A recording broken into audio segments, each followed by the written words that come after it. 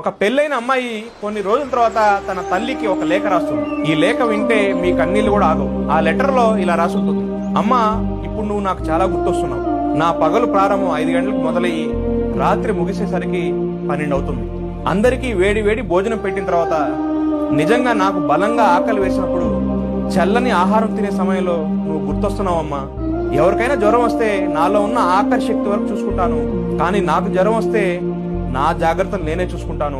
అప్పుడు నువ్వు బాగా గుర్తొస్తున్నావమ్మా. ఇంటి వారి అవసరాల కోసం పరుగులు తీస్తూ నా అవసరాలను మర్చిపోతాను, కానీ నా కోసం ఎవరు ఉండరమ్మా. అలాంటప్పుడు నువ్వు బాగా గుర్తొస్తావమ్మా. ఎన్ని ఇబ్బందులు వచ్చినా, ఎంత ఆరోగ్యం బాగాలేకపోయినా ప్రతిరోజు పిల్లలకి క్యారేజ్ రెడీ చేసేవాళ్ళమ్మా.